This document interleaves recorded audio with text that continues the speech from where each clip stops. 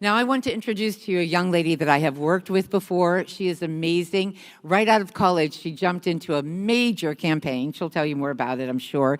She is with the Americans for Prosperity, Pennsylvania, and has always had an interest in politics and government. After graduating from the University of Pittsburgh, she immediately jumped headfirst into political campaigns.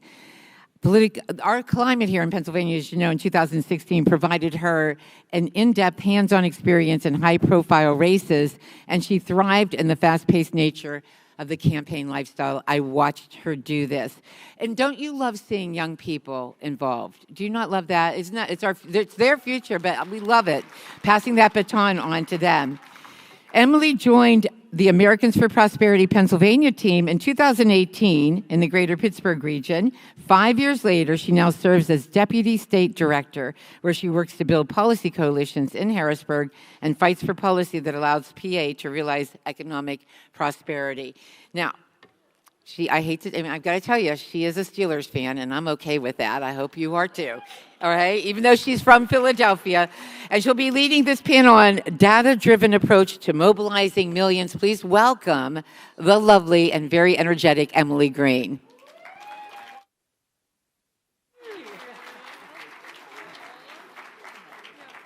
Hello, everyone. We have got our esteemed panelists, if you want to join me. And I have to clear the record real quick. I grew up in Pittsburgh. I now live on the other side of the state. However, I will forever remain a Steelers fan, so.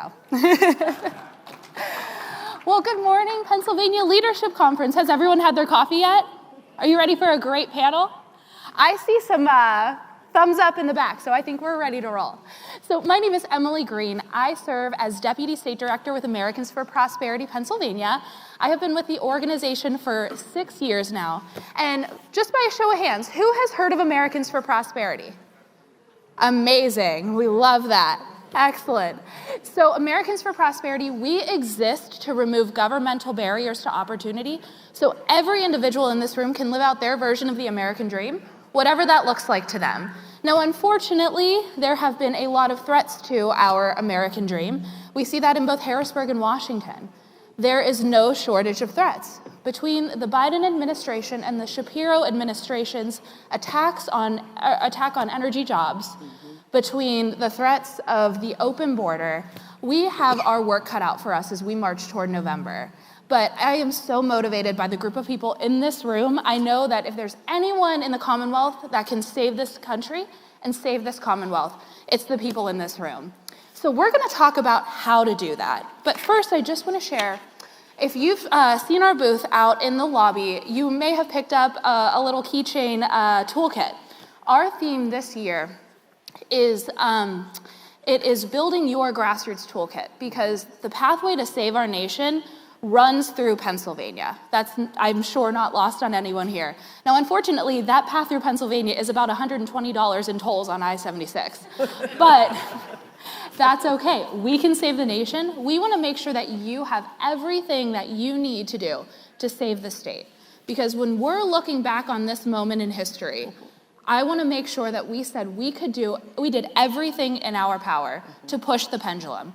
The pendulum will swing, but we need to push it so that we have a freer and more prosperous Pennsylvania and America.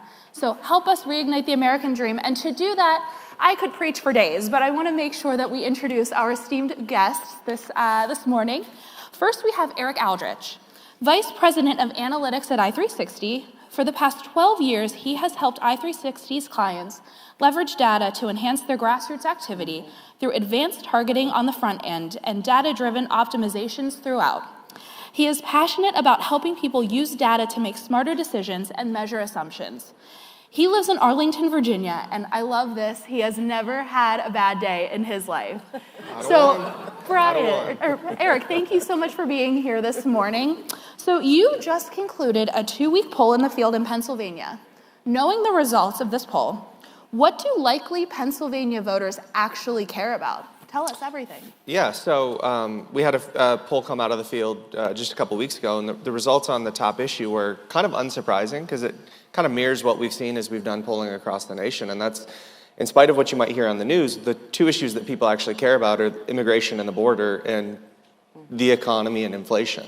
And so in spite of all efforts from the left to try and pivot, either by talking about how great the Biden economy is or by talking about other potential wedge issues, doesn't seem to be resonating. The people that you guys are talking to, they still care about those main issues. And it's remarkable that in a state like Pennsylvania, so far north, immigration and the border is such a big issue. It was ranked #1 on our poll by our likely voters. And I think that's a huge opportunity for us to continue to hammer Biden and the Democrats on that issue. Exactly. So we talk a lot about reaching swing voters.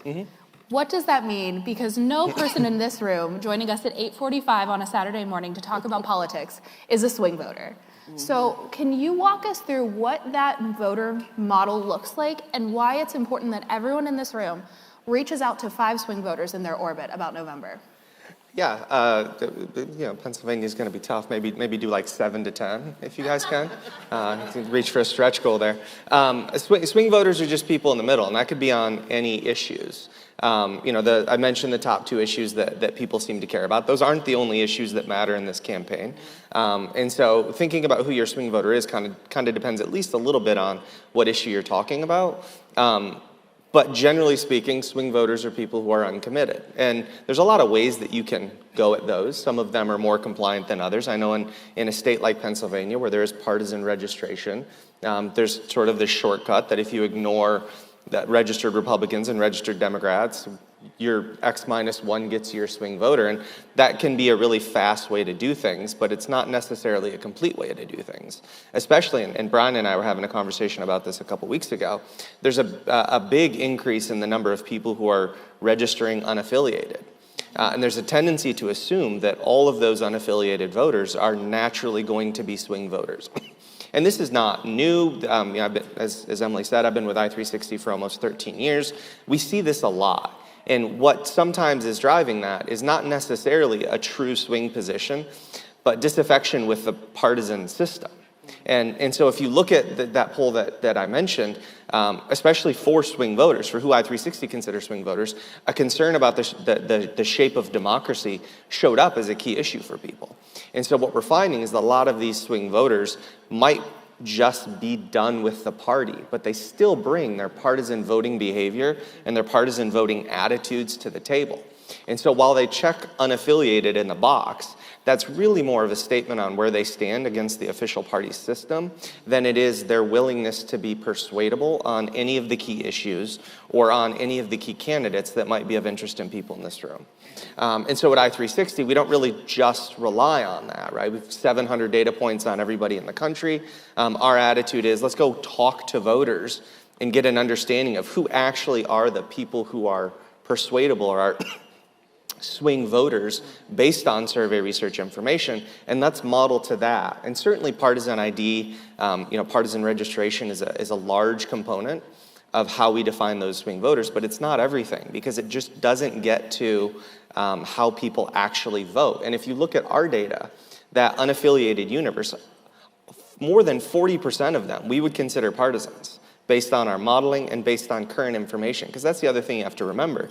If you're just leveraging partisan ID or partisan registration, that's a dated thing, right? I registered to vote in Virginia 14 years ago. I was a very different person 14 years ago. Actually, I looked a lot more like the picture that was in the program. Apologize for catfishing the room. But I was a very different people. And so you also get a lot of these voters that registered when they turned 18 as a part of motor voter. Maybe they registered as a Democrat because they were idealistic and foolish. That doesn't necessarily mean they still hold those beliefs. And so relying on something more in-depth and more complete than simple registration can get you a more robust point of view. So it's early, and I can see everyone still drinking their coffee. We've talked about voter models, so maybe we should do a sample model here. Why don't we start with a few questions? So you get a sense of what we're asking people at the door. So this is how we build that voter model. So I want everyone to raise their hand. Share what you believe. Do you believe that the country's best days are behind us, or do you believe that people can still achieve the American dream? So how many people feel that the country's best days are behind us? How many people think that we can still achieve the American dream? This is a much more optimistic group than what we see across all 67 counties. About 2/3 of voters in Pennsylvania believe that the country's best days are behind us. So that's the attitude of voters that we're attempting to reach. And those data points help us best understand how we approach these voters, how we talk with them in a pragmatic way that moves them more toward our side of freedom and liberty. So you broke down the issues for us, Eric. What's interesting, you shared some of the results of the polls with me. Only 2% of voters care most about access to abortion.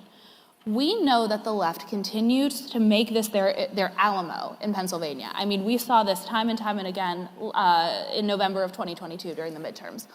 Where is that disconnect, do you believe? Yeah, the issue of abortion will always be of import to people.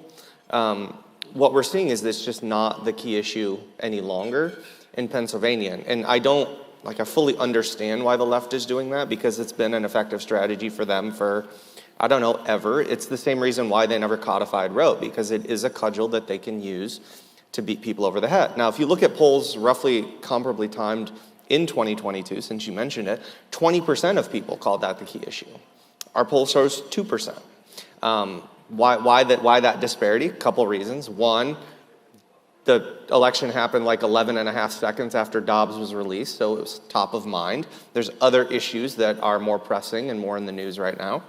And two, the left's whole shtick on abortion access is doomsday scenarios.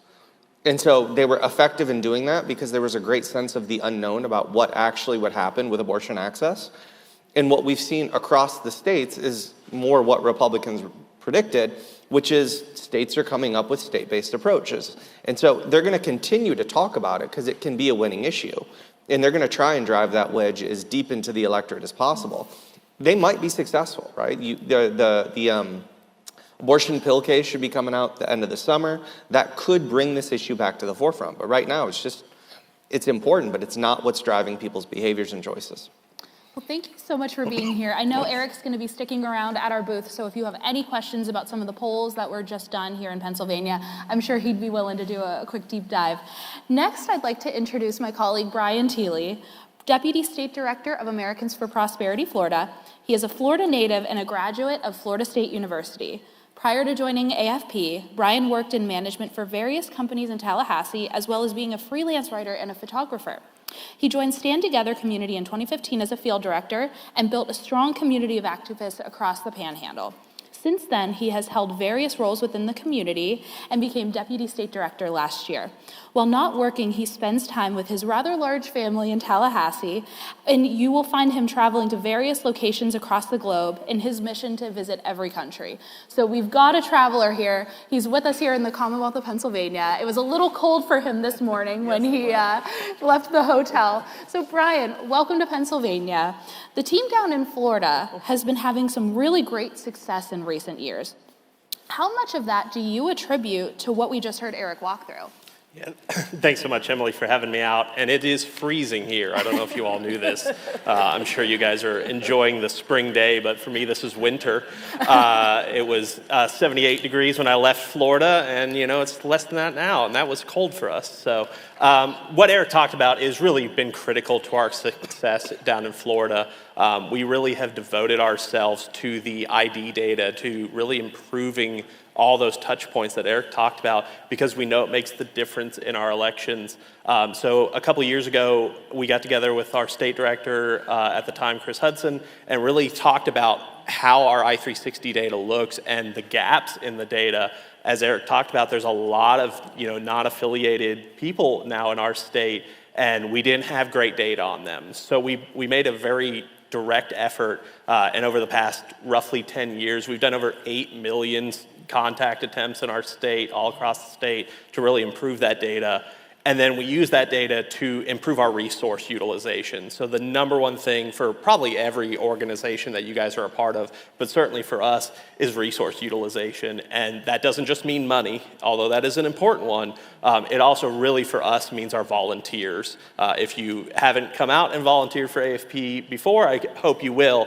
But what makes us different than some of the other groups and even the party is we utilize your time as effective as possible. We want to get to the right voters to talk about the right messaging. So it's not just going with a generic message. It's going to somebody who cares about healthcare and talking to them about healthcare. It's going to somebody who wants deregulation and talking about deregulation, and that just improves our effectiveness. But also from the monetary, mail is still a big thing for AFP as it is for most organizations. Sending a mailer to somebody who doesn't want to receive it is a wasted mailer. That's money out of our pocket and really just reduces our effectiveness. So we've really focused on that, and through the utilization of I-360, as Eric said, maybe unfortunately for him, I spent a lot of time with his team, but we've put it to good use, and down in Florida over the last couple of years, we've seen over 95% success rate on our elections. That includes many congressional races, including highly contested one. Of course, we endorsed our governor, Ron DeSantis,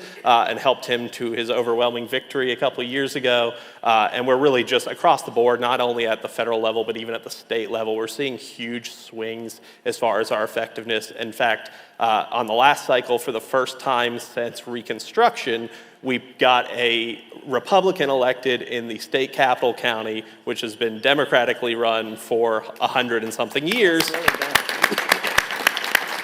It is still a very blue county, a very blue district, but we were able to go talk to the voters in that district who may be registered as Democrat, but that's not their belief system, right? They want that lower tax burden. They want lower burdens on their businesses. So we went and talked to them and said, hey, you've had, Democratic senators in your district for 100 years. How has that gone for you? How have you appreciated that vote? And overwhelmingly, we saw, people say, oh yeah, no, for sure, that's not been my voice. They haven't represented me. So now we have somebody that represents them, even if it doesn't represent their party.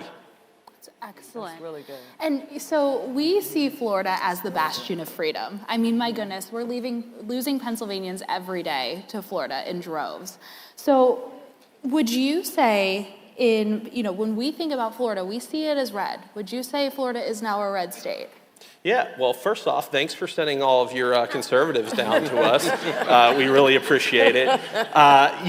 Before COVID, we were already seeing, a bit of an influx, people come into our climate, right? If you want to start a small business, Florida's the place to be. Then, of course, COVID hit, and man, did that start a movement to come to Florida, right? We were open for business, all but a very short period. We were fighting to keep our businesses running, to keep people employed, and that just continued to drive people here. And so we were just talking earlier today, I think the most recent statistic, it was something like 17 people a minute were moving to Florida. It is crazy. So in answer to your question, when I started with our organization, we were very purple, and all of our cities were blue.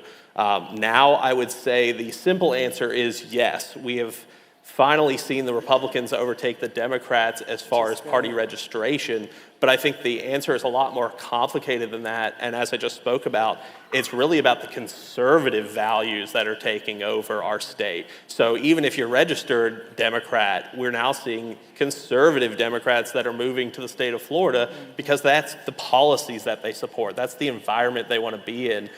So we're seeing a huge shift there. Of course, we still do have some hot spots around in our major metros, but the shift is really on. But I think what's even more interesting, and Eric touched on this a good bit for you guys, is the non-affiliated registrations in our state. We are at 28% now of our state that are not one of the two major parties, and most are now NPA. And that's growing every year, and because I'm a data guy, like Eric, I looked at PAs. You guys are 15% and growing, and since you all passed your most recent voter registration bill, you guys actually have now more NPAs registering than either of the two parties. So when we talk about the importance of that data and talking about what voters actually care about, it means all the difference, because as our organization or any organization you guys represent, that person that registered, you have no idea where they land, right? Should you target them? Should you leave them alone? You don't know. Are they even going to vote? I think it's based on driver's licenses. Looking for a head to nod on this legislation. But that, some people are just registering because they have to now, but they're never going to vote. So sending them mail, sending one of our volunteers, for you guys in the snow, for us in the 100-degree weather, to that door, for somebody who never has voted before, never plans to vote, is just a waste of resources. So we're really focused on trying to identify not just what party you're associated with or what color our state is, but really where our values sit as a state. Excellent. And I think that tees us up perfectly to introduce our last but not least, our final panelist, my colleague Roslyn Williams, Grassroots Engagement Director with Americans for Prosperity Pennsylvania. Roslyn moved back to Philadelphia in 2021 and changed her political position from Democrat to Republican after assessing her moral and political views. You got some claps. I love it. She says, "Freedom is important to me, and once I recognized that it was being threatened, I woke up." Roslyn immediately got involved with the Philly GOP, serving as a ward leader and even running for office. As a result of these new relationships, Roslyn learned about Americans for Prosperity and applied for her current role, where she has hit the ground running in the belly of the beast, Philadelphia County. So, yes, Roslyn, cheers to you. Thank you. You're on the front lines right now in the most philosophically difficult corner of our Commonwealth. What are you hearing and seeing on the ground? Okay, well, first I want to thank Americans for Prosperity for even having me to be a guest panelist, to even be able to share my experiences with grassroots, because grassroots is something that I'm very passionate about, and because I'm passionate, we're lighting them up and waking them up. Is that all right? And so, you know, what you just asked me was, what are we hearing and seeing? What are we hearing? One of the most important things I tell people all the time is that in this particular dispensation of time, it's not about what we have that are different, but it's that most people on the doors, we have more things in common than we do that's apart. And that is simply one of the things that my colleague here said, is that we all want good values, right? Americans for Prosperity always talks about the American dream. I shared with Emily, I said, I never even considered, did I have a chance at the American dream? A lot of the people that I talk to at the doors in my particular city in Philadelphia don't even know if they have a possibility at the American dream. Because what does the American dream really looks like to a person like me that had come from a Democratic background where all they promote is free food and fake promises? Is that okay? If I may be blunt and may be able to speak freely. However, we have learned that we have more people that believe in working hard, believe in doing the right things, believe in family. And once we've had the opportunity to wake up, we're waking other people up to understand that this is true. And so a lot of the people that we're talking to at the doors, we meet some people that don't even want to vote anymore. Now, some of these people are not swing voters, but those were regular voters, and they were your voters that you have lost because of some of the games that's being played out here in the field. In the field, it is time for us to all unite, come together based off what our values are, as my colleague said here, and put aside our differences. And let's stop separating us and calling us the black vote, the white vote. Let's call us voters of all different demographics. Is that okay? If I may say. We need more unity. If we're going to make a difference this year in this election, we need more unity. We need to open up the door and to invite all people in, not just some people, not just some groups. I heard somebody say in the last thing, they said that this is not the old Republican Party that your fathers had. This is a party of people, not about red or blue, but about the who's who you are, why you running, what you planning on doing, how you going to do it, and where's your outline so we the people can hold you accountable. Because you have a whole new swing voters that have come in now today, and we're ready to fight for the American dream alongside you. Not underneath you, but along with you. Because we understand how important it is to save this country, because God's hand is still on this country. That's excellent. I hope that helps. Excellent.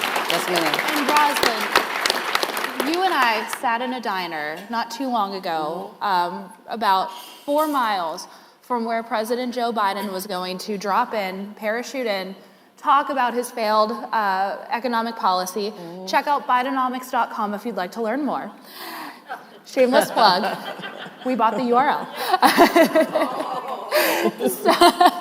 But you and I sat in that diner, and we shared how Biden's policies are failing the residents of Philadelphia. Yes, and we talked with a woman, I'll never forget, who told us, I'm homeless.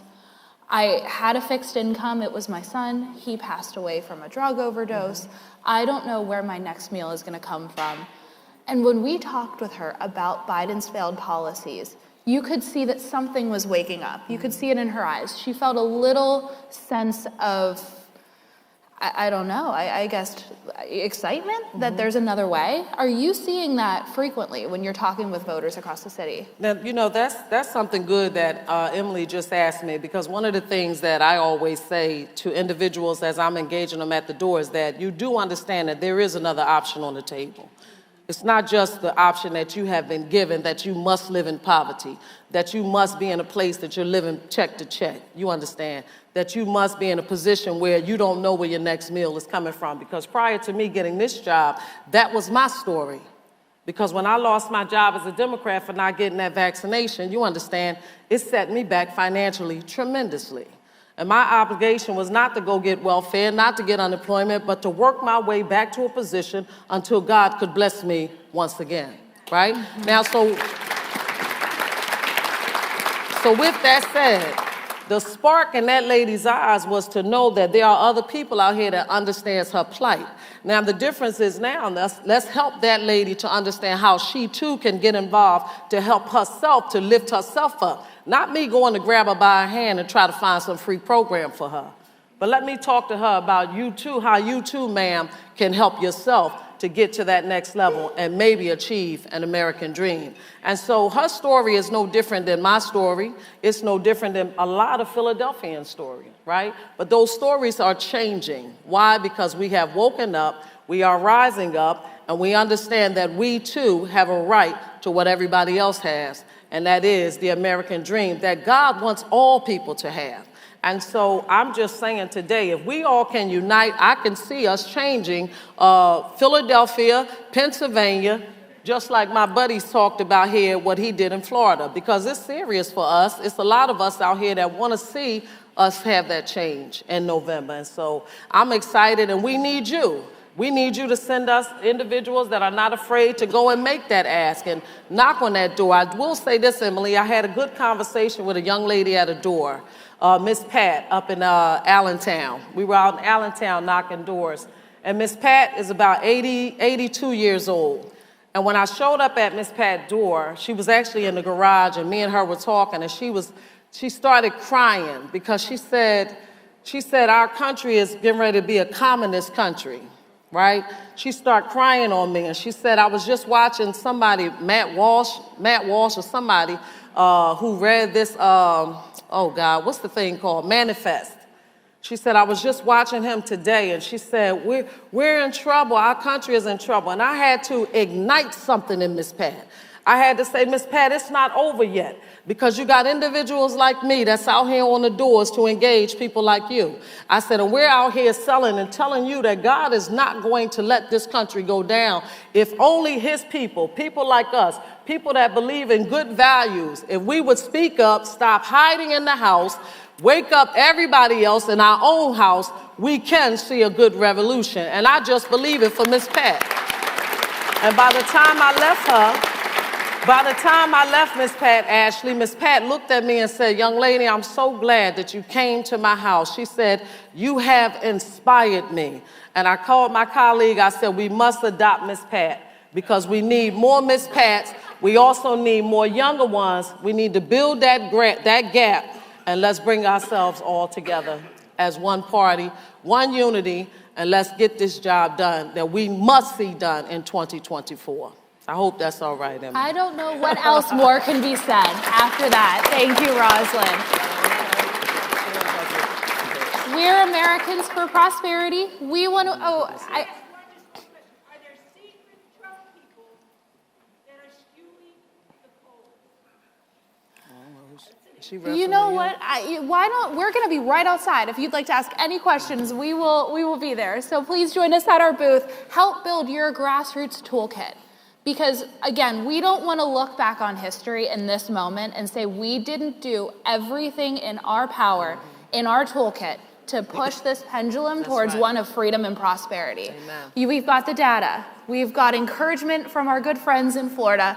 And we've got Roslyn preaching the good word in the belly of the beast.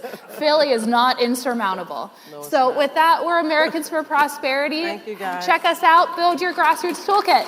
Thank you.